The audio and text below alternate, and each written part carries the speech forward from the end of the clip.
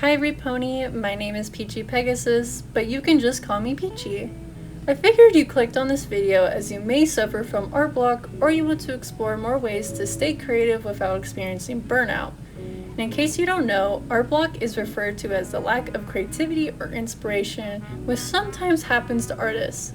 If you would like to explore more on the specifics for this definition, I have linked a wonderful article about it below. However, this article does mostly focus on the watercolor medium. It's still good overall. I truly believe almost every artist has experienced art block one way or another. If it's not obvious by the background art being drawn, I specialize in character illustration, specifically anthro or furry, and My Little Pony artwork. Therefore, my points to getting out of art block will reflect on this and involve your characters or creating new ones. Like I just stated, my first few main points will be surrounding original characters. If you're unaware of what OC or original character means, well, it's a character you create yourself. Popular media like Mickey Mouse, Superman, Spider-Man, etc.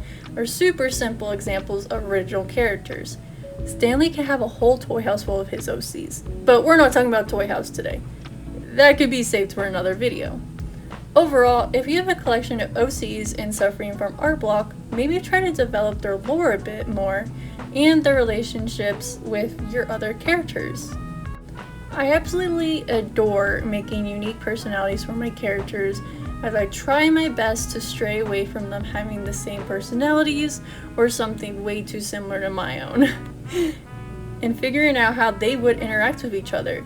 For example, my OC Almond loves to play volleyball and go fishing, so it'll be fun to draw her at the beach, playing volleyball, maybe even with her girlfriend Maverick, or going fishing on a pier. Other fun dynamic is my character Berry, which she is a smoothie maker, and my Sona Hex, who loves fruit. I could draw them interacting with each other at a juice bar. Little things like that make it incredibly fun to draw and think of different scenarios with your OCs, as well as I feel like connecting with them more. But Peachy, I'm not in the mood to draw my OCs right now. What do I do? No worries, my friend. Here's where Discord can actually be useful. There are many art/OC Discord servers that have request channels where people can post their OCs for others to draw, as well as DTPA, which stands for Draw the Person Above You or Design a Character for the Person Above You. Keep in mind, many DTPA channels only allow one person at a time to post and claim the character to draw, so it depends on how the server will work.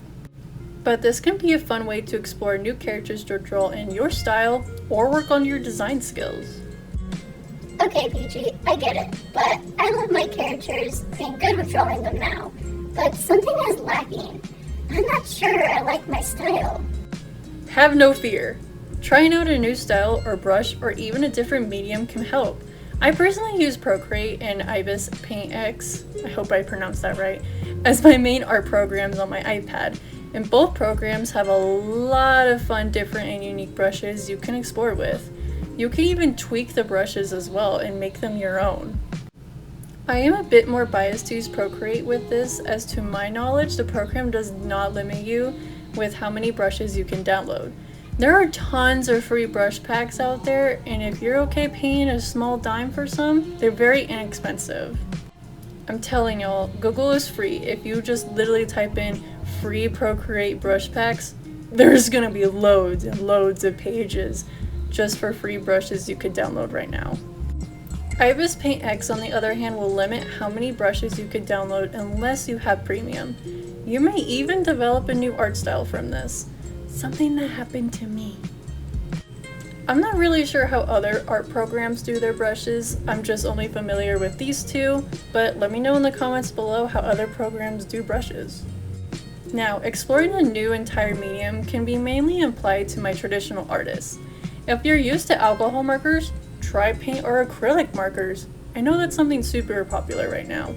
Or try ditching markers altogether and explore different paint mediums, pastels, crayons, etc. There's so much traditional media out there that you can use. My next few points, like my last one, are kind of more common that artists use. One common way to get out of art block is using prompts. I want to clarify, I do not condone Gen AI for this at all. If anything, there are already websites out there that have been established for years, some even decades, in order to generate prompts just for you. I will put some in the description of this video below that you can explore, but these prompts are very fun and can be applied to your OCs as well. And even if you're not an OC artist, there are prompts out there just made for you. And you can even write some down yourself. Try the old-fashioned way. Write down a bunch of little prompts on a piece of paper, cut them out, crumble them, put them in a hat or maybe a bowl, and pick a random one out. Now, one of my personal absolute favorite ways to get rid of art block is to redraw old artwork. This is something I used to do when I was younger. Every single week, I would go back and pick out an old art piece of mine and just redraw it, almost like the same way. If originally I drew the piece, I just sketched it, shaded a little bit, I would redraw it as a sketch and shade a little bit. It was super fun to do, well, when I was a child and didn't have a job and adult responsibilities. I advise every single artist, it doesn't matter if you're a beginner or super experienced, always save your artwork. This is something I'm super glad my dad told me when I started drawing way more. He told me never throw away my pieces. Even if I drew something and I think it was ugly, he would always tell me, save it. Trust me, save it. Because this is a great way to see your improvement. Even if you think you're not improving, you are. Trust me. There have been plenty of times myself where I look at my art and I think I'm not improving, but compare it to the last 3 months, the last year, 2 to 3 years. You're gonna see a difference. I know this video is short, but I want to wrap it up, and for my final point, it may be a little controversial right now, but the thing that makes me generate the most creativity and gather the most inspiration or ideas is Pinterest. I absolutely love Pinterest so much. I do understand that there is unfortunately Gen AI on the app, but the more you are exposed to what AI might look like nowadays, the more you're able to catch it, just ignore it, or say you're not interested in the image. I used Pinterest since middle school, so it's been years for me, almost 10 years since I've been using the app for my inspiration, references, almost everything I do creativity-wise. The more you explore on a certain part of what you enjoy, the more that pops up on your feed.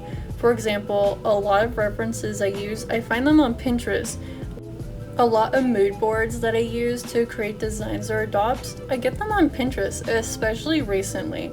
I had no idea LPS mood boards were a thing, and it's really been sparking my creativity to make my little chibi adopt batches for cheap, which has been helping me financially.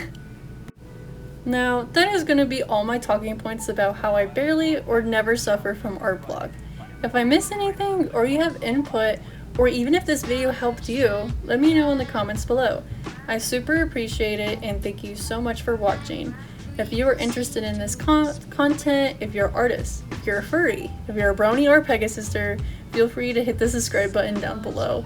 And I will see you in the next one. Okay, bye!